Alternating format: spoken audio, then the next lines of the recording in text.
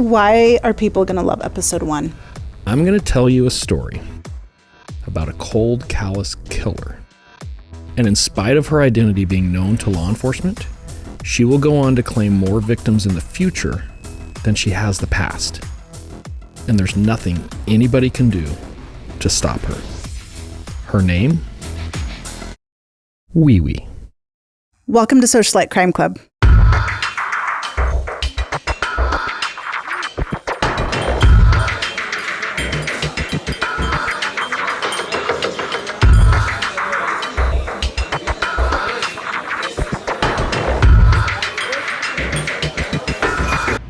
Recounting misdeeds. Misdeeds they made like him.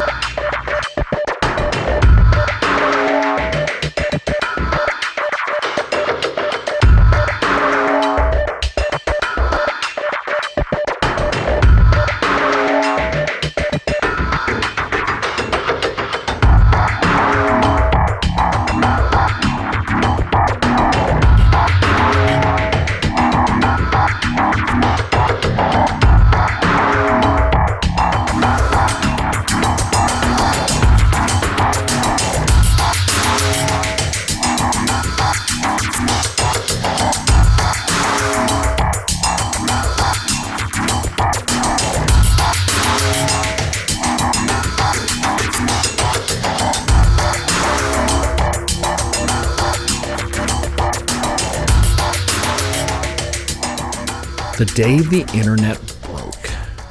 2014-ish? Yeah, 2013, 2014. I think you're right. 2014, Kim Kardashian. I actually have a picture. Kim Kardashian does a photo shoot. Hi, Kim. And I heard about this, but I never looked at it. I've never been a big Kardashian fan. Don't judge me for that. But I never really paid attention to this. I remember hearing about it. When I did research to this episode, though, I saw this picture and then I saw all the other. This wasn't a butt shot. Like, she does a full spread. Like, it's all out there. All of her gigglies and bigglies are out there. Is this magazine? Can I say the name of it? Of course you can. No, it's known. Paper. Like, this is it. Is this a nude magazine? What is this? No, it's a magazine out of New York. And here's the irony of 2014 and the Kardashians. A magazine named Paper does a photo shoot with Kim Kardashian that's digitally published on the internet, and the Paper magazine breaks the internet with Kim Kardashian's butt. That is ironic. She's very shiny in that photo. Oh, no, that's all natural. That's a Kardashian shine. It's actually what made the Kardashians really famous and popular. No, that's totally natural. That's how things are supposed to look. I see. Yeah. And the reason we're making this little pit stop in 2014 is our case, which we're going to start talking about right now, happens in 2015. So let's just start with the 911 call. And we're going to go to Dallas, Texas, and we're going to be in a little warehouse district within Dallas, Texas called Deep Ellum. Deep Ellum actually... Early in the days, Henry Ford had one of his first Ford automotive plants in Deep Ellum. That's where it kind of grew up. It was kind of this manufacturing district for a while. Then it went to a complete shithole for a while. And then it comes back as kind of this artsy district within Dallas. So within Deep Ellum, the Dallas Police Department is going to get a 911 call. It's going to be on February 19th. It's approximately 7:15 in the morning. And the caller identifies herself as Alicia. Alicia is telling the dispatcher, hey, I just came to work. I work at this lash studio, like for eyelashes and whatever else they do there. And I got here today and I went in one of our back rooms and there's this lady laying on a table and she's cold and hard to the touch, which means dead. I think it's safe to say, like, I'm no doctor, but I've dealt with what I would say hundreds, if not 1,000 dead bodies in my career. And yeah, typically when we're like, oh, that's hard and cold, it's not good. Right. So they go ahead and they roll, obviously, an officer out there. And Officer Angelino. It just kind of, it makes you think about how you say it. It's like one of those names, Angelino. So Officer Angelino rolls into the scene. But remember, he's a patrol officer. Gold chain. I'm not saying he's got a gold chain or not, but it wouldn't surprise me. And as a patrol officer, he's going to be like, yep, she's dead. I'm securing the scene. Like, typically patrol officers don't want to deal with that too much. Call investigations. Right. So he shows up and confirms, yeah, she's definitely dead. The next person on scene is going to be a crime scene investigator by the name of Officer Bazan. And Officer Bazan starts to make some really critical observations. Number one is he walks into this lash studio. It just reeks. And I don't mean smell-wise. I mean, this isn't right. This is fishy. Yes, something is wrong. And what he notices immediately, there's no product. There's no trash cans. There's no furniture for the most part. Like, it looks super sterile. It looks like, hey, I want to rent this place as a lash studio, but I'm not running a lash studio. Got it. He goes into the back room and he sees the victim lying on this table. There's a sheet on the table, which is also, to me, very telling. As an investigator, I'd be like, wait, why is there a sheet on the table? Under her body. Under her body. And when I say the table, I would explain this as like a massage table, like one of those portable, cheap massage tables. Okay. So there's this sheet underneath her. She's lying face up. Her pants are pulled down just above like her pubic area. So not where they should be at her hip area, like, but pulled down. So that's a little odd. There's a little bit of blood on the sheet. And then this one just screams crime scene. Okay. There's 2 pieces of identification for her on the sheet, perfectly positioned. No purse, no phone, no other anything. Just 2 pieces like, hey, cops, when you discover her, here's who she is. Like, it's this really weird. Like, what woman walks around without here's a purse the when kicker. they go into like a lash salon? 100%. Her car is still parked out front. No purse, no phone in the car. So it's just, it just doesn't seem right. Now, from that point, they're going to basically ring the bells. Hey, we have a full-on, potentially a homicide investigation going here. The next person that's going to show up is the medical examiner. And I want to speak a little bit about the medical examiner. One of the things we really want to push on our series of episodes here is we really want to get into some of the procedures that happen and why. I feel there's a lot of information out there where people will regurgitate these different crime stories, but they kind of skip what I feel are important pieces. And it's hard for me to listen to them sometimes because I'm like, well, wait, there's a reason this is happening. Right. What a lot of our listeners may not realize is law enforcement cannot manipulate a dead body. Like, I can show up on a scene and I can be like, that person's dead.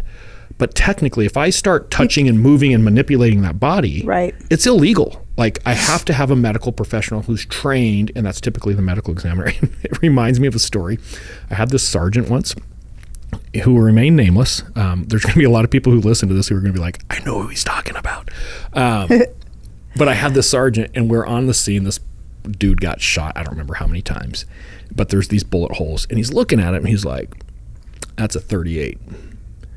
And I'm like, I was a young detective at the time, and I'm thinking, how does he know that? How do you know that's a 38? And I'm He's really good. like, yeah, wow, this guy's amazing. It wasn't later into my career that I realized, no, he's completely full of shit. Like, bullets do a lot of crazy things before they hit somebody sometimes. And the difference between a 38 and a 9mm, like, you literally have to have like this crazy tool to measure the difference. So the whole thing, he's sitting there looking, and I'm like, well, how do you know? And he's got a pair of gloves on, and he takes his pinky and he sticks it into the bullet hole. He's like, kind of like working it in there. Oh yeah. And I'm just like amazed by, man, this guy's the real deal.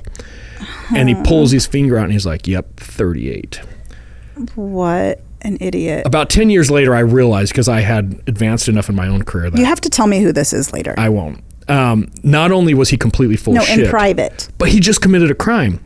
Like, you can't jack with the body. You could have put handcuffs on him right then. Well, and what's the evidence? Like, how did we destroy evidence by sticking? Like, what? Right. It was ridiculous. So anyway, there's a reason for this. And the idea here is we need somebody who's trained within the medical field to observe the body. So the medical examiner is going to show up on scene, and this is going to be the first examination of the body. I want our listeners to really hear me here. Anytime we have cops explaining the manipulation of a body outside of a medical examiner, we are destroying evidence. And this also goes for fire department, because we had this crazy policy that in order for me to claim somebody was dead, I had to have the fire department show up and put the leads on, and little thing doesn't go beep, beep, beep, beep, beep. And regardless of what happened, they could have killed themselves and blown their entire head off. I had a case where this guy used a high-power rifle underneath his chin. His entire head was gone. And the fire department's like, well, let us stick the leads on. And I'm like, oh, he doesn't have a head. Even if he's alive, like, what's the quality of life? What's the quote? Just leave him be. Just let it be. Anyway, get back to the story. Well, I was going to say, we actually called our fire department the evidence eradication team because of this. So I just want people to understand, like, hey, we need these medical examiners. The medical examiner is going to start the review of this body. And as they roll the body over, remember I said the pants were slightly pulled down. Mm-hmm. On this victim's butt cheeks, there's 2 butt cheeks, obviously. On one side is just a hole with this viscous clear liquid oozing out as they roll the body over. Okay.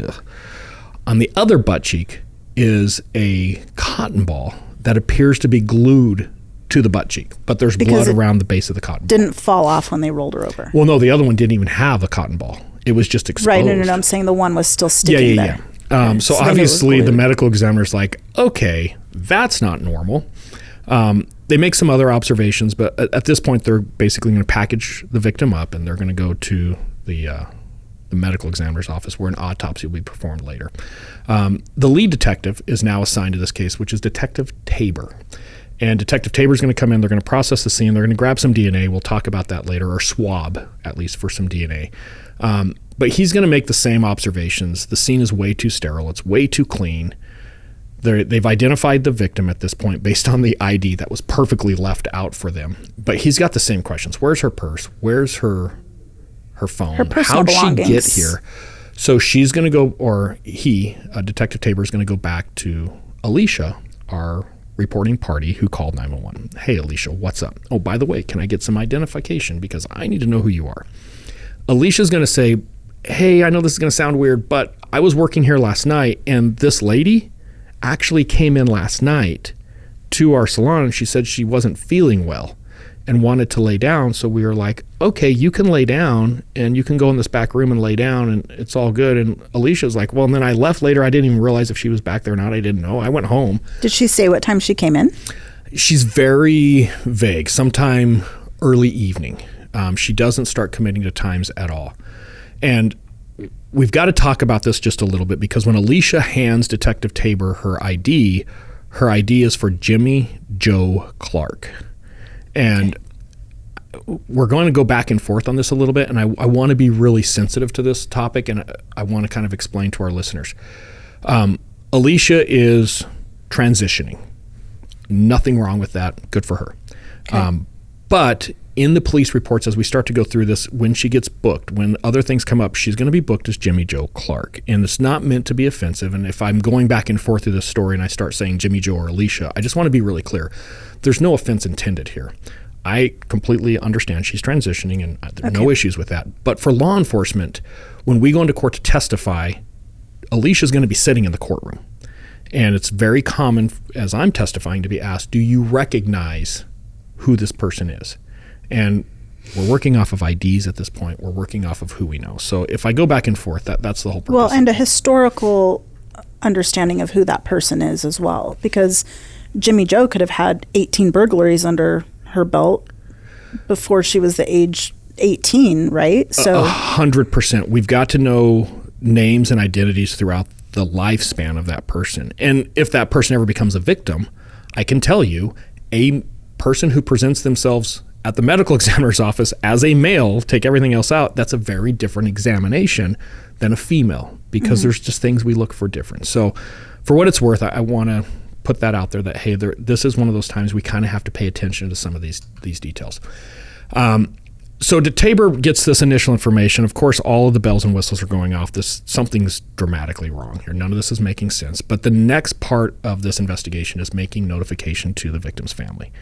And as a homicide detective who's made dozens of these notifications, I can say it's the worst job in law enforcement. It is terrible. It's very terrible. I had just a personal experience in law enforcement when I had to make a notification to a mother of a 17-year-old who died in a car accident. I won't ever forget that day because she was just so overly distraught emotionally. I still think of her. Wait, was this the one where dad and son had the same name? Yeah, so parents so much more to this story, so the parents were divorced, And on scene, they had detectives on scene. They asked me to go identify the body. I identify the body, look at his ID, got his identification out of his pockets and everything. And they said, okay, well, can you please go to the house and inform the woman that her husband has died? And I said, well, I really don't think this is her husband. He's too young. He's well, 17. what they were confusing is that the father had the same name as him, but they were also going through a divorce. So dad didn't even live at the house at the time. But they wouldn't believe me that it was like the kid. And I'm like, no, this kid is not married. Like, this is clearly a kid coming from high school. Trust me, you don't want to make he had his little high school keychain on, like in his pants. It was terrible. But it is one of those things. It's a very tough job. And it's one of those things, it sticks with you for the rest of your life. Like, my second notification was to a parents of a 3-year-old. And it was just this tragic thing. And like, you never forget that shit. So yeah, those notifications are terrible, but they're very vital. The other thing is, the reason a lot of times I'm an advocate that the case detective should make these notifications is you get these immediate reactions from family that can be very telling. And in this case, the notification is to the victim's, I think she was 18. She was an adult, so she's either 18 or 19. I'm pretty sure she was 18. The 18-year-old daughter of the victim. And obviously it's crushing news to hear, but the daughter makes some statements right off the bat that are very, very interesting. The last time she saw her mom picked her up from work the previous day and dropped her off at the house, and she was dropping her off because the mom was going to this appointment to get a butt injection. The daughter saying everything was fine, we were laughing, we were joking, we're having a good time. She drops me off. I think I'm going to see her an hour or two later. Oh, by the way, I've gone with her before when she's gone to get these injections. I've stayed in the car. I didn't go in, but I've actually driven to the location. I wait for her. We drive home. Everything's been fine. She describes the area that she went to on these previous injections, and it's the crime scene. She perfectly describes where the victim was found. And she says, yeah, my mom's this was her 4th one. Oh my gosh. Last year or so. She's actually so this has been an ongoing thing for her. Okay. Right. So they start to get a lot of really good information. The other thing that she mentions is that every time her mom gets these butt injections, she gets this custom girdle. And it's a big deal because it's a wee girdle. Oh. And this is the first time that investigators are going to hear the name wee. It's a nickname, obviously. It's not. What's your first name? Wee. What's your last name? Wee, but you can call me Mrs. Wee. Wee. It sounds French. Wee. I'm sure she's French. Very classy. But it's the first time investigators are going to hear this name Wee. And apparently this girdle is a big thing. It's known as the wee booty, which is kind of interesting. Now, we all have that person. If something happened to you today, and you don't have to answer this, but I can think of it myself. If something happened to me today, I'm dead. It's a big national case for whatever the reason is of how I died. Mm-hmm. And the media starts going around interviewing my family. Mm-hmm. I always worry oh shit, who are they going to talk to in my family? And who's going to say something stupid, right? Mm-hmm. In this case, both the media and Detective Tabor are going to talk to the victim's stepmother. And I'm not going to get this perfectly right, but it's something along the lines of, I was telling her butt was too big and she needed to stop, but she was just hooked on those booty injections. Oh, those booty shots. No, she was hooked on those booty shots. Oh. And that's not the way anybody wants to be. And the victim has no say. No. Nobody wants to be remembered as that. So, yeah, I think for me, it's if I think of different people, oh my God, if the media goes there, I think for me, it's my brother. I was thinking the same thing. It's my brother too for you? Because it would be straight out of National Lampoon's Christmas Vacation. Yeah, he'd be Cousin Eddie out there. He's like, shitter's full. What's up, folks? Yeah. Yeah, in just his short robe. With his dumb hat on. Yeah. So anyway, we find out the victim has a history of these butt injections. She's got this wee girdle that she wears. So the next step that Detective Tabor is going to look at is he's going to go back and interview the leasee or the renter of this property. And we're going to change some names here to protect the guilty and innocent. But we're going to call her Gigi. So it rhymes with wee wee. Yeah, so wee wee and Gigi. Gigi. Yeah. Wee wee and Gigi. It's like a French thing. So Gigi's immediately going to drop dimes. I don't know if anybody's ever seen that Chris Rock video where he gets pulled over and the wife's like, he got weed. Yeah. He gets arrested. I in my head, I imagine Gigi being like, whoa, this is Denise Ross. Like, you guys need to go talk to Denise Ross. And they're like, well, who the hell is Denise Ross? And she's like, Denise Ross is Wee Wee. So finally, we're putting a name to the nickname. So Denise Ross, Denise Wee Wee Ross. The other person that she dimes out very quickly is Jimmy Joe, Alicia Clarke. And she paints this picture to law enforcement that, hey, they're partners. They do these butt injections. They've been doing them for years. Wee Wee called me several months ago. She wanted to go in and rent a place. She told me that she would help me pay the rent. I could do my lash studio in the front. Her and Jimmy Joe do the things in the back. And I don't know what's going on there. I really don't care. She's just paying part of the rent. And I needed that as part of a business. Okay. The one thing she does say that's a little bit goofy is she starts to get into the night before. She was in the shop when the victim came in. So she explains like, hey, I had this lash appointment. So she's putting eyelashes on somebody. While she's doing it, eventually Wee Wee comes out of this back room and tells her, hey, can you turn the music up as loud as you, and like they crank the music. And even the lady's like, this is ridiculous. Gigi's like, it's too loud. So were there other people waiting in the, it's too loud. I was trying to do my French accent. Yeah, that was good. Yours was better than usual.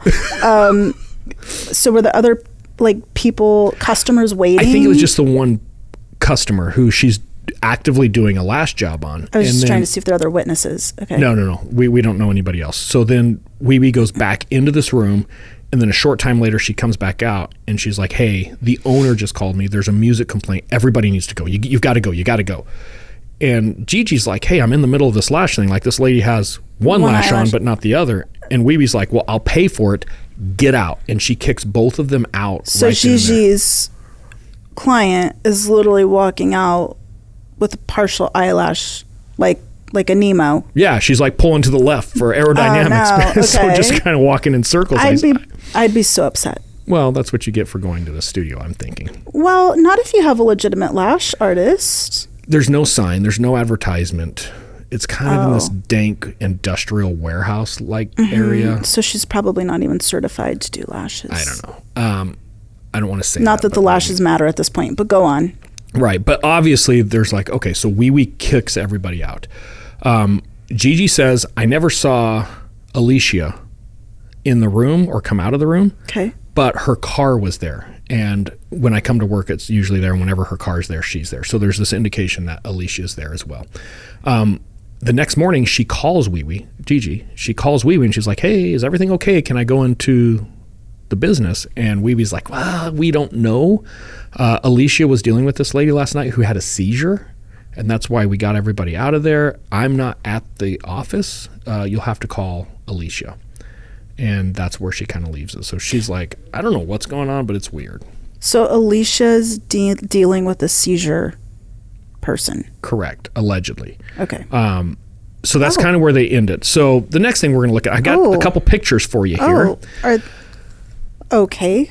Okay, we're going to start with Jimmy Joe, Alicia Clarke, and you're getting two different photos here, a booking photo from Jimmy Joe and then a booking photo from Alicia. And kind of what I was explaining earlier, this is the importance, again, no disrespect about somebody who's transitioning, but for law enforcement purposes, we got to make sure we're looking at the right person. That is quite a difference of those pictures. It is quite the difference. It is very different. My point of putting these pictures up is law enforcement now knows who was in the room with the victim around a critical time that we believe the victim might have been enduring some type of tragic event that ultimately is going to kill her. Mm-hmm. So Jimmy Joe Alicia Clarke becomes a suspect at this point. And then I also have a picture of Wee Wee here. She just looks like she does not care about much in the world, doesn't she? Very French. Very French. She's very pompous. Yeah. So here's what I want to tell you. I've seen a lot of pictures of Wee Wee. Ultimately, I have to testify in this trial. We'll get into that here in just a little bit. So I saw Wee Wee in person, and she kind of looked like this as well. That is her natural face. This isn't her like posing for a selfie where she's trying to do the duck lip thing. Like that is the resting pose. Oh. So I think Wee Wee was using her own product, and you'll see where this goes later. Yeah, because nobody's lips just naturally look like that. No, but like, I've seen a ton of like comments on social media where people are like, "What the hell is going on with her lips?" Trust me, that is the natural resting position. Which we'll come back to here in a little bit. Okay. But the point is, we now have suspects. Like we've got to go contact them. They have fled. So there is no immediate contact here, but obviously the investigation is going to continue, and we're going to get to the autopsy. So at the autopsy, the medical examiner is going to come in and we're going to do a thorough examination of our victim. And again, a little bit of technical talk here. It's really, really critical for the detective to be involved in the autopsy. Like, they're not slicing and dicing, obviously, but they need to be present because there's certain things that they're finding and discovering in their investigation that the medical examiner needs to be aware of. And there's things that the medical examiner is seeing that the detective needs to be aware of. And that they can explain during the autopsy. Right. And when those two come together and they start working really well, cases get solved. Like, that relationship between a detective and the actual medical examiner is really, really critical. And this is going to come up in a lot of cases we talk about. So we're seeing some observations both by the medical examiner, but obviously Detective Tabor as well. The number one thing that comes over is on her buttocks, there are these puncture holes, and they're about 1/16 of an inch. And I need to take just a second to discuss 1/16 of an inch. For those of you in the medical field, all of my nurses out there, this is the gray top catheter or the gray top syringe. This is the type of thing that they put in you in the emergency room when they're trying to push fluid to keep you from dying. Like, it isn't a simple shot. This is an incredibly large needle that's going to hurt. This was what they were using to inject silicone with. Okay. It's insane when I think about that. The pain alone has to be out of control. Okay. Obviously, as we talked about before, the one butt cheek is exposed with just this hole. And even at autopsy, there's still this clear liquid oozing out of her butt cheek. On the other butt cheek, there is this cotton ball that's glued with a little bit of blood stain. Obviously, they remove the cotton ball. As soon as they remove the cotton ball, oozing. Yeah. And if anybody's curious why I'm saying oozing, is I told this story to one of our daughters. By the way, Keri and I have 4 girls, which that alone should get me all kinds of credit with people. But in raising 4 girls, when I was explaining the story to one of them, she's like, "Can you please stop saying that word?" And I'm like, "What word?" And she's like, "Oozing. It's disgusting." And so I'm thinking today, I'm like, oozing. Yeah, because it's going to drive her nuts. She's probably one of our biggest fans. So love you, Addie. All right. So yeah, we've got all this clear liquid oozing out. Obviously, they're going to capture a sample of that. So we have this sample now. Ultimately, the cause of death is a silicone pulmonary embolism. And for those of you at home, a pulmonary embolism is basically a blood clot in your lungs that prevents your lungs from functioning properly, and you die. It's almost like you suffocate. It's a pretty horrendous death. When you have silicone in your bloodstream, the silicone can travel to your heart, through your heart, into your lungs, and it can cause these blood clots. So there's a pulmonary embolism, which isn't that uncommon. Like, it wouldn't be abnormal for a hospital today to have a patient coming in presenting with a pulmonary embolism. And then there's a silicone pulmonary embolism, which is crazy rare. And they're identified as 2 separate things. Not really. And we're going to talk about this here in a little bit. It's really, really difficult to tell the difference, especially if you don't know the history of the patient. So in this case, her cause of death is a silicone pulmonary embolism. What I want you to take away from this right now, crazy painful death. This is not a good way to go. So at this point, the manner of death is going to be delayed because the investigation is still ongoing. It's not looking good, but the investigation is still ongoing. And we'll get back to that here in just a little bit. More importantly, what comes out of the time of death, or out of the autopsy rather, is the time of death. And the medical examiner is going to say, hey, from the point she was found, discovered by Alicia, which is roughly 7 a.m., I am estimating that this victim died 4 to 8 hours prior to that. So if you figure 7 a.m., she died at the latest is 3 a.m., the earliest would roughly be 11 because p.m. they left her there around 7:15. We know the bad things were happening around 7:15. This is where Gigi was like, yeah, something was wrong. She kicks everybody out. Okay, so everything probably started prior to that. I'm assuming she probably started complaining of pain maybe around 6:45, 6:30. I think that's a fair timeline. Like 6:45, 7 o'clock, things are going south quickly. So if you think about this, and if we give the benefit of the doubt, the victim in this case probably dies around 11 p.m. They knew at 7 o'clock shit was going south.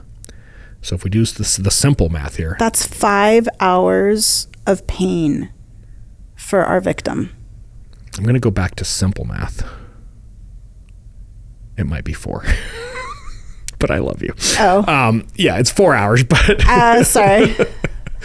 But yes, for 4 hours, our victim... Well, but to your point of, let's say it is 5. The best case scenario is she died at 11 o'clock. She might have died at midnight, 1 o'clock, 2 o'clock. She may have died at 3 o'clock. This poor victim... Because the ME said she was dead for at least 4 hours. At least 4 hours. So This is going to be really critical when we get to the end of this story, because I saw a lot of social media comments about thinking the judge was way too harsh on Wee. So I want to emphasize this. Our victim is laying on this table in agonizing, crazy pain, one of the worst possible ways to die there is, for up to 4 to 8 hours. Well, and I know, here's the other thing. I know that there was a victim of this same type of issue somewhere in Puerto Rico. They went to Puerto Rico to get injections, and she went to the doctor for the same type of symptoms, and they were able to treat her. Yes. This can be treated. It absolutely can be treated. And we'll talk about that a little bit if you're experiencing any of these issues. You've got to let medical professionals know you've had a procedure like this. It's so critical. So anyway, that's where we're at, and now we're starting to see some of the heinous side of this crime, where there was no attempt. The intent. The heinous piece where there's no attempt to save her. There is apparently zero empathy. No, they were too busy cleaning the salon up. So that they could leave town. So at this point, needless to say, Detective Tabor has more than enough for the search warrants. He's going to get search warrants for both Alicia's house and Wee-wee's house. They're going to serve those search warrants. In the service of those search warrants, they find 4 5-gallon buckets of this clear viscous material liquid that looks very similar to what is oozing. And this was in Wee-wee's house? No, this was actually in Alicia's house. In Wee-wee's house, they find like syringes, super glue, like lots of, like the Costco super pack of super glue. Okay. Cotton balls, all this other stuff. Lidocaine, by the way. So it looked like they were maybe doing some lidocaine injections. Just this hodgepodge of medical equipment, if you will. I didn't realize super glue was medical equipment. Well, apparently it can't. You know, I had this wrestling coach. He was a Marine in the Vietnams. He was actually a medic. And anytime we got a cut, because this is like the 90s and everybody's freaked out about blood, late 80s, early 90s. And if you got a cut, you could actually be disqualified. From a wrestling match. From a wrestling match. So he would super glue us. And like literally, like if you got a cut, he'd pull you over to the side really quick and he'd pinch your skin together, put a little super glue, blow on it, and back out you went. That explains so much about you today. So it's a legit medical tool. But yeah, they get this super glue. At this point, Dallas PD is going to need some help, and they're going to turn to the feds because they have this liquid, but we don't have a clear identification of what the liquid is. So they're going to turn to the FDA. Could you imagine some like dude dressed in a suit, like Men in Black type thing, dressed in a suit and knocks on the door? You're like, hello, sir. And like he flashes this very federal looking badge. He's like, hello, ma'am. I'm Agent Medeiros, FDA. Like, listen, sir, I don't even cook. I think you're looking for my husband. Right. So the point here I want people to understand is that the FDA actually has federal agents. Okay. They do have law enforcement capacity. So in this case, we're going to have the FDA flex a little bit, and they're going to take this liquid and get it tested. And they're going to come back and say, this is silicone. We can't tell you what grade it is because silicone can be contaminated at different times. Like, was it contaminated by wee-wee? Was it contaminated when it was injected into the victim? We don't know. So we can't say what type of silicone, but it is silicone. And while we can't say that it's the silicone that was oozing, is the same silicone that's in the bucket. It's consistent to each other. Okay. So at this point, we know that we are working with silicone. The most important thing, and I'm going to say it twice. Okay. The agent with the Food and Drug Administration said, this is not FDA approved. And of course, law enforcement's like, what isn't FDA approved? Injecting silicone into a person for cosmetic purposes is not FDA approved. That was back in 2014. Correct. 2015 now, as we're starting to get in the investigation. Yes, I'm sorry, 2015. How about today, though? Nothing has changed. Okay. Nothing. So, very important note, cosmetic enhancement with silicone is not FDA approved. This is going to come back to the medical examiner to where he's now going to determine the manner of death as homicide. So this case is now officially homicide by the medical examiner as well. For the benefit of our socialites, please explain a little bit the difference between cause and manner of death so that they understand better how that plays into the investigation. Right. So cause is what physically kills you. In this case, a silicone pulmonary embolism. The manner of death is what is the manner of how that occurred. And I'm going to use a gunshot wound because it's just a better example. Cause of death was a gunshot wound. I got shot in the head, immediately killed me. Could it be a suicide? That would be your manner of death. Could it be accidental? Uncle Joe's cleaning his gun and is being a dumbass again because he's drank 72 Keystones and he accidentally shoots me in the head. That would be accidental. Mm-hmm. Could it be a distraught wife who's just sick of his shit and intentionally shoots me in the head? Now it's homicide. So, and then you also have natural. And I like to think of natural death as if you don't do, or if you do enough dumb shit throughout your life, naturally you're going to die. Right. Or it could be just a medical thing, right? Like I got cancer, that would be a natural death. So in this particular case, the cause of death is the silicone pulmonary embolism. The manner of death is going to be homicide. And it's because of what we have discovered on these injections. And is because it was then considered, I'm assuming that the silicone injections themselves were considered a type of weapon? The medical examiner actually categorized this as a deadly weapon. Injecting that much silicone into a patient, you have to understand death is a likely result. So just completely reckless on the intent side. So reckless that you would have to assume doing this would kill somebody. Wow. Yeah, it's pretty impressive on the medical examiner here just being very clear. This is a murder. Like this isn't, hey, somebody practicing without a license. Like we're well beyond that. The next thing, and we're going to talk on this very, very shortly, the DNA swabs that they took at the office, Wee Wee's DNA comes back on the door handle of the room where the victim is found. But she's there all the time. Yeah, I got to be honest, nobody cares. Like sometimes people are like, well, yeah, but they don't have DNA evidence. I just want our audience to understand that sometimes DNA is irrelevant. Like if you take DNA samples in my house, you're going to find my DNA. If we take DNA samples from a studio or the salon, if you will, that Wee Wee works at every day, her DNA is going to be there. So irrelevant. Nobody cares. But at the same time, I don't want people like doing their own research. Because it did come up in the trial forever. Yeah. All right. So at this point, law enforcement is looking for Wee Wee and Alicia. There's arrest warrants issued. They have both fled. But now there's public media covering this case. So now we're going to get some other victims coming forward because they're watching TV all fat, dumb, and happy thinking life is good. And bam. Wait. I know Wee Wee, and it starts to go down. The first victim that's going to come forward, and again, we're going to change the names to protect the guilty and the innocent. The first one is named Kitty. At least that's Kitty cat. That's the name that I gave her. Okay. Kitty was referred to Wee Wee by a coworker. Oh. I think you can put two and two together here.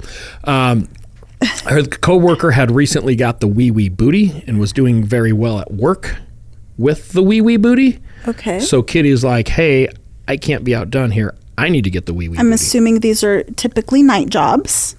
That's your assumption. So she describes her experience. She describes the same salon that our victim was found, actually provides the address. She has a text message from Wee Wee of where to go, which provides the address of the crime scene. She identifies both Wee Wee and Alicia as being there and performing this butt augmentation, if you will. She paid $525 for the augmentation. She got 3 injections. It's quite a deal. I don't think so. I think it's terrible. She got 3 injections per cheek. So again, for my medical people... Is it $525 per injection or just... Total thing. A one-time? I think they were using the cheap silicone, so how much silicone they pumped in you wasn't relevant. I think. Like, if you look at this from a business perspective. We can give you a great deal here. Don't worry. It doesn't matter. We've got a lot of silicone. We've got buckets. But again, for my medical people, this is 6 injections into the butt with a 16-gauge needle. Like, there are people cringing at home right now because they're like, how do you even sustain that type of pain? Yeah. It is incredible. This is the first time we hear about the aftercare kit. So, like when you do outpatient stuff and you get ready to leave and you're checking out and they're like, okay, here's your little document of your aftercare and here's what you need to take care of that. And like maybe they give you some bandages or medication. WeWe was providing an aftercare kit. And it consisted of... Well, it was carefully packaged in a Ziploc baggie. Oh. And in that Ziploc baggie, you got a tube of a tube of super glue. Okay. Cotton balls. And a dum-dum sucker. And a dum-dum. Yeah, we'll get to that in a little bit. Okay. But it's the first time we heard about the aftercare kit. Just like before, you also leave with the WeWe girdle. So if you want the WeWe booty, you got to have the WeWe girdle. So was the girdle something that WeWe was... Did she have this like made in China and she was buying them in bulk or something? Why are you always trying to blame China? I'm not. I'm just saying, like, was she getting something and like cutting holes out of them herself at home? Yes. My understanding, and I could be totally wrong on this because I did distance myself from parts of this investigation, is that WeWe would get these girdles and she would cut out, like, look at your butt and be like, all right, girl, here's the butt you need. And she would custom shape these cutouts of the girdle. Because remember, when the silicone first goes in, it's really... it's this viscous liquid. It's still very palatable, soft, if you will. Yeah. It'll harden over time. Mm-hmm. So the idea is you wear this girdle and it shapes your butt to the WeWe booty. And that was the thing. Was the thing. Right. So, but now we're starting to get a better understanding. Okay. I'm wondering how long, though, it takes for that to actually harden up to where you can sit and it doesn't smush into, like, you have, chair butt. No, like how long does that take? I wonder. I don't know. That'd be exhausting. We're gonna have to call Kitty. The second witness / victim that comes forward is called Luscious. Again, the name has been changed to protect the guilty and the innocent. She must have been Luscious. Luscious. So Luscious comes forward. Luscious was also referred by a friend, and I want to emphasize, everybody who's getting the WeWe booty has heard about it on the street from other people who not only have gone through the procedure, they're raving about it. So this is a huge network of people that are a network getting this. Yes, and it is the thing. It's the thing to get. So Luscious is going to come forward. She got referred by a friend. This story to this day screws me up. Luscious lives in Houston. WeWe is in Dallas. How far of a drive is that? About a 3-hour drive, I think. Okay. If you sped, maybe 2.5. But Luscious makes an appointment with WeWe at midnight. Okay. She doesn't make the appointment at midnight. She makes an appointment to be there for her butt injection at midnight. Oh, gosh. Okay. So her boyfriend, nice guy, drives her from Houston to this location in Dallas, which is a house. They arrive just before midnight. Luscious goes into the house where she finds a line of chairs next to a wall with other women sitting at it. She gets in line. They're all there to get butt injections. I'm assuming this is her night off. Luscious's night off? Why do you assume all these women work at night? I don't know. Okay, Wild guess. Let's go with the night off. And apparently it's everybody else's night off because the room is full. Like, WeWe has them stacked and packed in there. In the dining room, there's a massage table set up, and these women, one at a time, are getting out of the chair, getting on the massage table. And I want our listeners to really visualize this. What our victim in this case is seeing is Alicia on one side of the table, WeWe on the other side of the table, lady laying on there with her butt exposed. At the end of the table by the multiple victims' feet is a male subject who has a stack of syringes and a 5-gallon bucket of silicone. And he's literally one after the other sucking the silicone into the syringes, handing it to Alicia, sucking the syringe full of silicone, handing it to Wee Wee. It's like a little assembly line. It is straight up an assembly line. And these women are just, it's a pumping party. There's a term for this, and it's called a pumping party. And this happens this happens all over the place. Yeah. It's a thing. And these women just one after the other. So our victim, Luscious, is sitting there, and she's just about ready to go, and she's starting to freak out a little bit because she's like, okay, this seems a little janky. And I imagine Luscious is a woman with probably some street smarts. I think that's a safe assumption. Like, I don't want to fight her in a dark alley. I'm sure of that. Right. So when her spidey senses are going, it's probably legit. You know some shit's going down. Yeah. Yes. Oh my gosh. So Luscious actually confronts Wee Wee, and she's like, hey, girl, what's in the bucket? And Wee Wee tells her that is grade A silicone. For those of you listening at home, silicone does not come in grades. Grade A is a meat, not a silicone. If you are ever getting... She's like, it's totally top of the line Wagyu. Don't worry. Yeah, don't worry. It's the good shit. If you're ever getting a medical procedure and the doctor tells you it's grade A, run. Like, it's a bad sign. In spite of this, Luscious goes through with this. And she gets on the table. She gets the injections. She describes these injections as worse than childbirth. It was the worst pain she's ever had.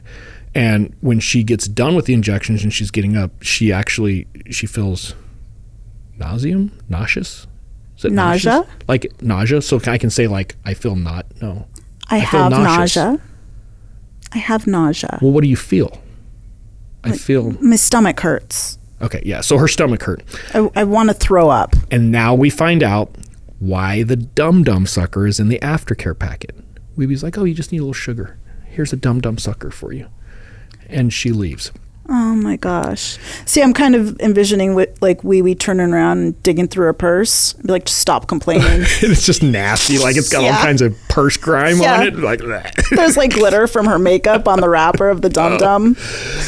But you have to wonder at this point, like, how many red flags do you need before, like, why can't you have a good friend who's like, you shouldn't do this. I know you don't normally listen to me.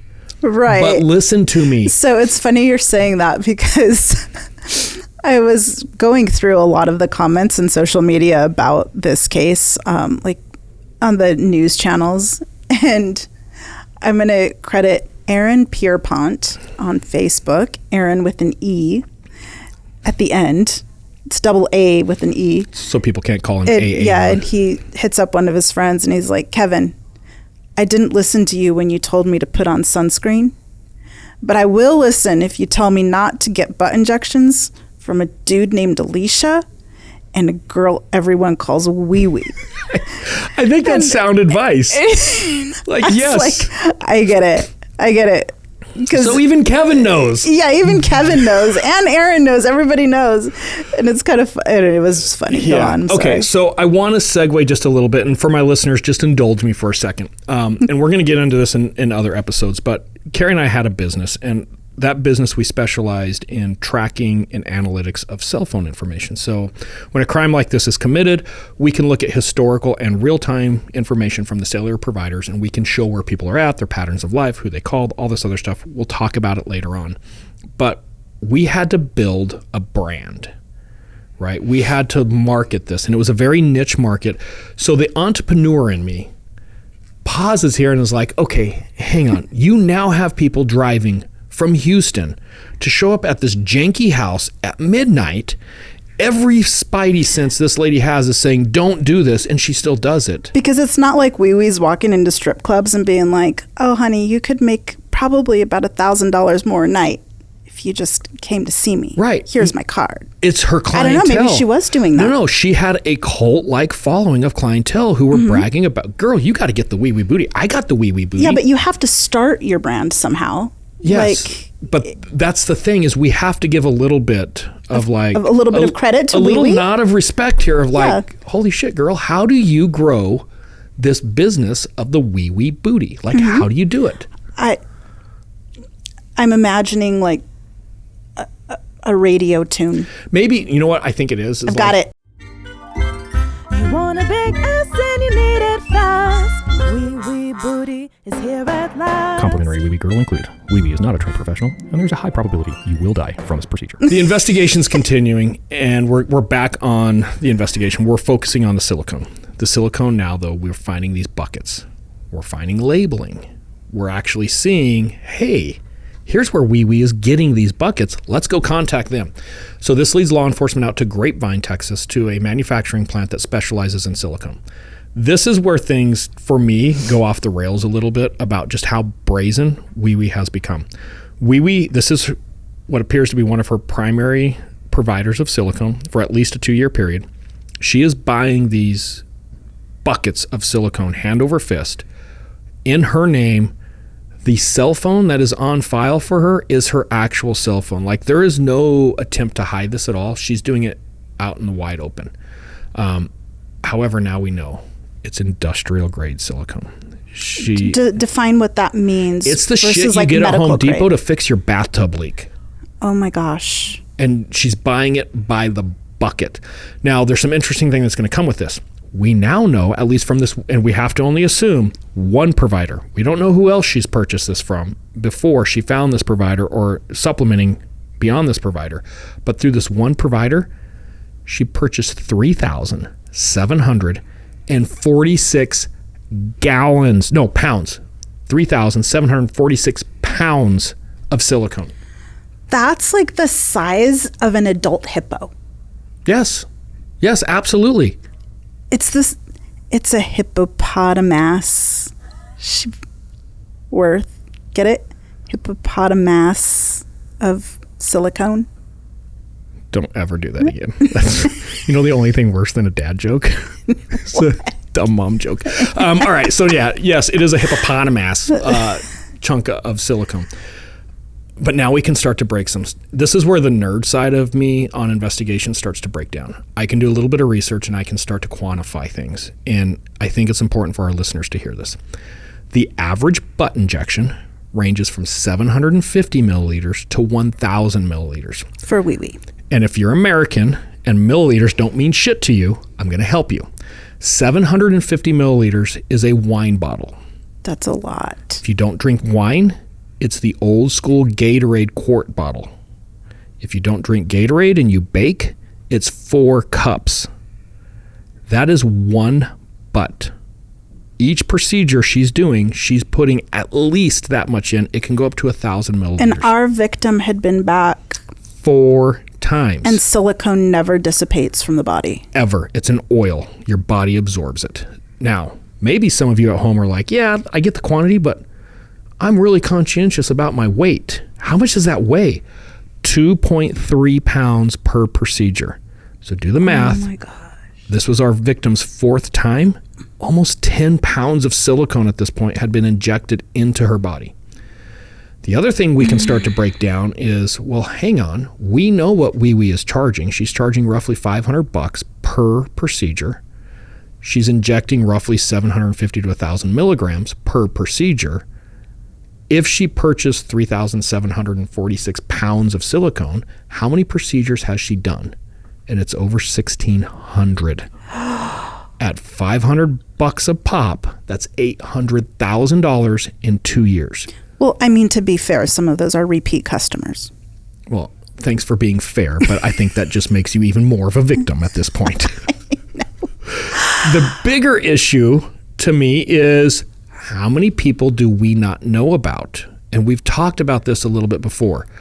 Patient shows up at the local emergency room today suffering a pulmonary embolism and does not disclose that she's got the wee booty, although it might be obvious, but does not disclose, hey, I got a wee booty, and she dies. The death goes down as a pulmonary embolism, not as a homicide caused by wee because of a silicone pulmonary embolism. 100%. This is interesting. This has become so prolific in our society today that there are actually studies and training for doctors to recognize the difference and to actually quiz patients now. have you had a procedure where you had silicone injected? Because this is killing women and men. Men are getting this shit too. If the doctor has had the training. If the doctors have the training. But it's becoming such a problem in society today that we have people dying left and right. In fact, we were just talking to somebody the other day who remained nameless. We were talking about this episode and she was like, oh my God, I had a friend die about this. Like, and that was just last year. Yeah, it happens constantly. So it's absolutely terrifying about how many people have had this procedure and how many people are walking around today with a wee booty. Well, it's interesting. We were at CrimeCon and I was telling somebody about this episode coming, and she actually stopped in her tracks and said, you're making me rethink some things that I've done.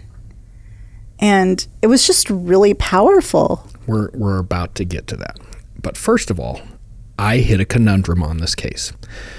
We're going to get into my involvement of where I investigated part of this case, but I was present for part of the testimony. I also watched part of the testimony. And in the testimony, we had the medical examiner and an agent with the FDA testify silicone has never been approved for cosmetic purposes anywhere ever. It's not an approved process.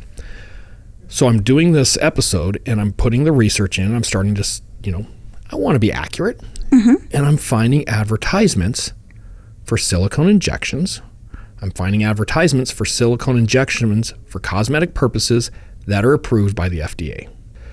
I want to paint a picture that, you may be fortunate enough that you have the education and the resources to do a ton of research and make sense of this very complex subject matter, but you may not. And for those people who don't, all of my friends are doing it. They're raving about it. So maybe I do jump online and I'm checking a few things out and I come across a website of a known, fairly well-respected medical doctor who does cosmetic procedures in Manhattan of all places. It would appear legitimate. Yeah. And I'm talking about Dr. Monica Halem, Halem. Okay. In fact, you can find her website, monicahalemMD.com. I see that. I see her website. I have a picture of it here. Yes. Monica Halem, who is a medical doctor. You have something highlighted there too. Who specializes in cosmetic procedures, is advertising that silicone has been approved for cosmetic use since 1978. Oh. And I'm here to tell you she's full of shit. Okay, that's good. But this causes problems because now you have people who will start doing a little bit of research and they're like, no, doctors say it's safe. It's approved by the FDA. People expect when they go to a doctor's website that they're getting really accurate and legitimate information that could impact their health. And I think as a matter of being reasonable, when I find this on a website, I'm going to be like, hey, Monica, what's up? So I actually called the doctor's office. I actually sent an email and I asked for, hey, can you guys provide us the source? And I told them, we're doing a podcast about this. I want to be able to quote your source. Can you please send me the source of information of what you're referring to on this 1978 approval, which, by the way, does not exist. And Monica hasn't called me. Oh. Well, that's odd. Yeah. Call me.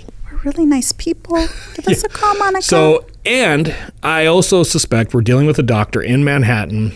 We're probably going to get a cease and desist. I've seen this happen before. We are going to get a cease and desist. We're going to get a cease and desist. And let me tell you, Monica, you send me that cease and desist. I'm going to send you the case out of New York where the United States Attorney's Office just recently prosecuted a doctor for making the same claim.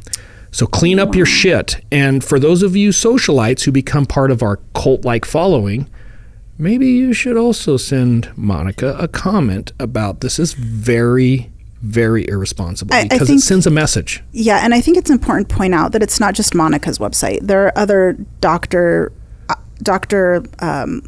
like esthetician type doctors out there who have this posted on their websites as well. And it is extremely irresponsible. And they'll try to quote other studies that try to support this theory, when in actuality, the study that they're quoting is not accurate. Right. There have been tests done that show that study that they quote to be inaccurate. Right. And Jeffree Star, I don't know if you know who Jeffree Star is. Yeah, my daughter actually talks about him a lot. He's like he's a big influencer. He has his own cosmetic line. Right. He's male. He's very much a man, but he specializes in makeup techniques, and he's really actually good really good. I've gotten caught up in his videos, and it's just a train wreck. I can't stop watching because I'm like, that is an excellent Well, technique. I'm not going to lie. Like, I'm not into his videos, but I've got to give him some props. He came out a while back because he was giving a product called Juvederm. Juvederm is a filler. Okay. And it's actually this acid-based stuff that's naturally found in the body. And like a lot of the lip stuff that you see people getting, it's like Juvederm. Okay. If it's acid-based, you're okay. The problem with acid-based fillers is your body absorbs them. So like every 6 months, you got to go in and get the procedure done over and over again. Okay. Silicone, on the other time, is an oil. It doesn't go away. It never goes away, which is the problem, which is why when you get a silicone injection, it lasts forever. Jeffree Star recently came out and said that his doctor who was giving him these procedures of Juvederm was mixing silicone with the Juvederm. And he came out very like guns blazing, like this is bullshit. And he didn't tell, so he didn't know. So he has this doctor injecting silicone in him and he didn't know. So did the doctor know that was happening? Yes, or did the doctor figure it out? It's cheap. I can take very expensive Juvederm. I can take a little bit of silicone. I can make my own concoction, and I can do it at rock bottom prices. Well, the worst part is that Jeffree Star, based on his YouTube following, can afford top quality and Juvederm. He thought he was getting the top quality. That's why he came out so upset with this. Oh my gosh. But it's scary because a lot of people have gotten these procedures, and even when you're getting top quality procedures, when it comes to silicone, there's issues. Yeah. So, the question comes down, well, where does this FDA approval thing come from? And what it is, it's actually what they refer to as off-labeling. And off-labeling is kind of a scary concept. The best example I can give of off-labeling, and you're going to have to listen to Tea Time, Socialite Tea Time, the tea room, to get the backstory. And at some point, when I'm comfortable with later on, I will give how I know this. But let's say that for some reason you get a procedure that involves the male genitalia, and basically you end up with a Frankenweenie, like you've got stitches in your penis. Oh dear. What is the number one thing a man would be concerned about when he's got stitches in his penis? Probably having a beautiful nurse. That would be one, but an erection in general is a scary damn thing to think about because I'm popping stitches, right? Like that's bad. Needless to say, I was blown away when the doctor prescribed me Sudafed, and I had to take Sudafed twice a day, and I learned that Sudafed prevents male erections. And there are men and women across the country right now thinking, holy shit, like women throwing away gobs of Sudafed out of the medicine cabinet right now, right? That or they're going to go out and buy some. One or the other. But, okay, so Sudafed is not FDA approved to prevent erections, but Sudafed is FDA approved for like your decongestion, right? Mm-hmm. Off-labeling is doctors saying, well, it's FDA approved for this, but it also works for this, so I'm going to prescribe it for this. Mm-hmm. The FDA hasn't approved it for that application, but it's off-labeling. This is how screwed up this concept has gotten. Retinal detachment. And I'm not a medical doctor, so I'm not going to get into all the crazy stuff, but basically my retina detaches from my eye, and I have to go and get this procedure. Well, they need my eyeball to have a certain amount of pressure in it when they make the attachment back. And they inject silicone, medical grade, by the way, medical grade silicone into the eyeball to help keep that pressure. Okay. 9 months to a year later, they pull it back out. Okay. That is what the FDA has approved for silicone injections. What doctors are trying to say is, well, it's approved for retinal stuff, so I can just shoot it in anywhere in your body. Just off-label it. Yeah, well, it's off-labeling. The problem is they're saying it's micro-droplet. And they're trying to get away by saying, if I just put 2 cc's in your lips or 9 cc's in your lip, it's such a small amount, it's okay. But that is like saying, well, if you just take a little bit of heroin each day, it's okay. And when you look at these different celebrities who have come out, Ariana Grande, for example. Yes, she did come out recently. And she's like, hey, I've had a ton of this stuff done. Well, that 9 cc's, 9 cc's, 9 cc's, 9 cc's. It just adds up over time. All of a sudden, she's up to 60 cc's. That shit never dissipates from the body. It enters the bloodstream.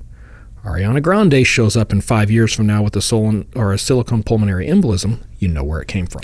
If and she I'm not hasn't saying she already. had silicone. Yeah, and I'm not saying she got silicone, but even we don't know that. she's acknowledged, I've had too much work done. it's causing a problem. So she does look very, very different now than she did. If you look at like that 10 years ago span, it's pretty crazy. The thing I want to really push out to our listeners on this one, silicone is terrible. If it doesn't kill you, it will cause incredibly horrible medical problems later in life. Do not use silicone for injections, period. And we've talked a little bit. I don't want to spend any more time on this. I think we've got that message out there. If anybody is like, well, but are you sure? The name is Charles Patrick Virden, Virden. Just Google it, Charles Patrick Virden, Las Vegas. It's a doctor in Las Vegas who was recently prosecuted for doing this, and it's because of the damaging effects of silicone. And I think he had like multiple charges. There's like 12 or 15. But if in the back of your head you're like, well, but it seems like it's safe because Dr. Halem said so. No, it's not. So don't do it. All right, moving on. My role in this case is now we're getting to the prosecution. They finally find Wee Wee. They find Alicia. They've arrested them both. We're preparing for trial. The defense is going to come forward and say, hey, it wasn't Wee Wee. It was Alicia. Wee Wee wasn't even there. Wasn't me. So they get Wee Wee's phone records and they call us up and they're like, hey, Cy, can you look at these records? And I get briefed in on the case. We start looking at the bigger picture, if you will. And it was obvious. Wee Wee was there. Looking at her phone, there's no doubt that she drove there just before the appointment, just before the victim got there. More importantly, there's calls and text messages back and forth between her and the victim leading up to the appointment. Do you have an opening tonight? Yeah, right. And on the background right here, I'm showing some of the actual what the presentation that I presented in court looks like. But we were able to show that Wee Wee drove to the salon just before the appointment. She stays there the whole time. And then what's really interesting is around that 7 o'clock, 8 o'clock time period that we know everything's going south, she makes a couple trips back and forth from the salon to home. Oh. And this is the cleaning phase. So not only are we able to, be careful when you pick your defense and you're like, well, I wasn't there, because that just prompted law enforcement to be like, well, we got to prove she's there. Not only were we able to prove that she was there, we were able to show her trips back and forth from cleaning up the salon, which just aggravates it, right? Instead of calling 911... Which had to have been multiple trips because... Right. But instead of calling 911, let's clean the salon instead. And then she fled. And we actually saw her phone leaving the Dallas area our poor victim is in agony on the massage table. Brutally dying on the massage table. As we go to court, the defense is essentially going to present two defenses. Number one is Alicia did it. It wasn't Wee Wee, and Wee Wee wasn't there, which we were able to clearly show the jury she was. Okay. And she participated in the cleanup, and she ignored calling 911 to help. The second defense, which I found really interesting, poor Mr. Lot is going to get pulled into this case. And I do mean Sir Mix-a-Lot. Mr. Lot is accused of generating... Did they say Mr. Lot in court, or did they say That's Sir? Me trying to be formal, because it just sounds weird, like I'm Sir Mix-a-Lot. No, it's Mr. Lot, because we're now in a court proceeding. Well, Mr. Lot, can you please tell us about... I don't know. But the defense actually quotes lyrics from Baby's Got Back... Oh, no. In trial, trying to justify to the jury that Wee Wee's just providing a service that social norms is demanding.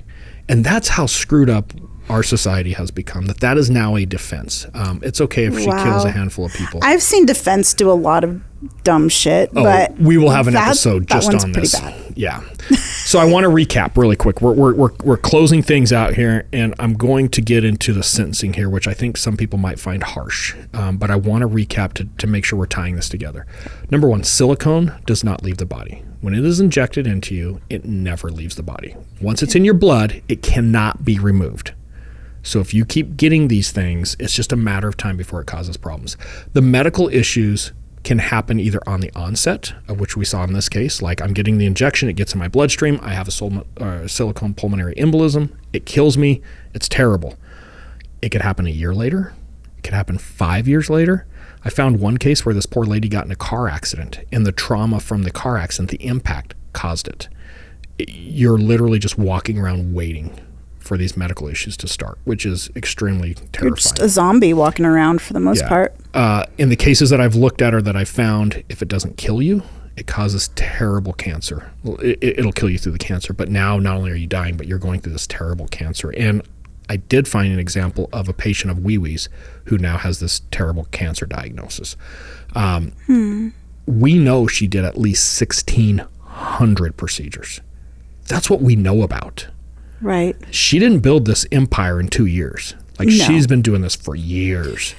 It is insane. So the other problem is, like we mentioned earlier, she can have multiple victims that have already died.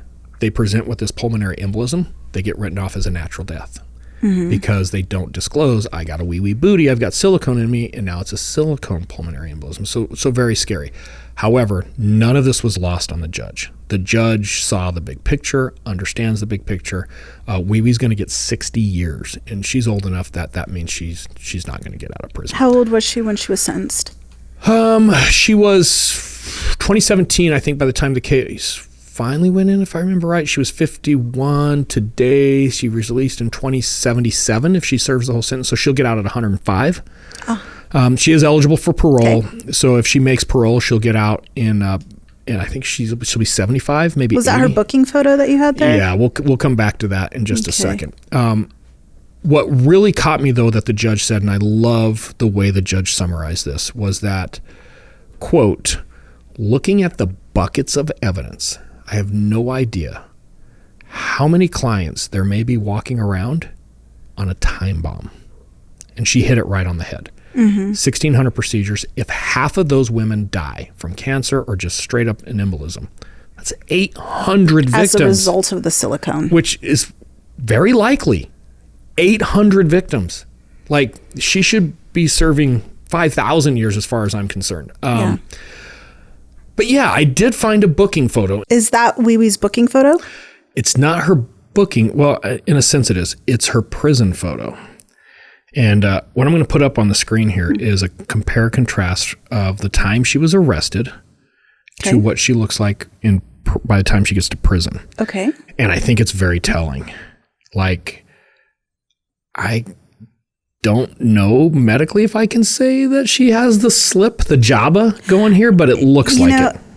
Well, it does kind of look like it. She doesn't have as much of her little ducky lip going on as she did in some of her other previous photos. So what you were describing with like the Duchess of Marlborough, that slip, I wonder if we're seeing she's that. The Duchess of Deep Ellum. Exactly. Congratulations. So, yeah. You've been elevated. Yeah, I think that the takeaway of this story is we have no idea how many more victims are going to die at the expense of wee-wee's crazy booty injections. Obviously, don't do silicone. Like, love your natural. Don't do silicone. It's bad stuff. And we're going to close out with this. A couple things I want to throw out there. We did not get into any of our background or history. There's no nonsense BS back and forth about Keri and I's personal stuff. However, we do have some tea room episodes. So that's kind of where we spill the tea a little bit about ourselves. We get some offbeat content of who personal yip-yap back and forth. We're going to try to keep our podcast episodes strictly on the crime and the investigative piece. And if you're just interested in finding more out about us, that's the Socialite Tea Room. And we're calling it the Tea Room because Keri loves to drink these crazy blends of tea, and I will be drinking a crazy blend of something else. We'll get into other special content in the tea room as well that I really believe our listeners will enjoy. So. A lot of technical talk where we're going to get into law enforcement procedures. Like, we'll try to pick a case that's really popular in the media at that point, and we'll explain some of the background of what's happening there. The other thing we want to do at the close of this is give a shout out to a friend of ours, Jerry Williams. Congrats. I think she's dropping her 300th yes, her 300th episode. Jerry does a podcast called the FBI Retired Case File. And we were lucky enough to meet her and hang out with her for a while. Got to do a dinner with Jerry. And just an awesome person. If you haven't checked Jerry out, she's a legend. So congrats, Jerry. Super happy cool for you, Jerry. And other than that, I think this is a wrap. So join us next week for another recounting of misdeeds. We got a great episode for you next week. I can't wait to get that one out. And until then, stay safe. Have a good week.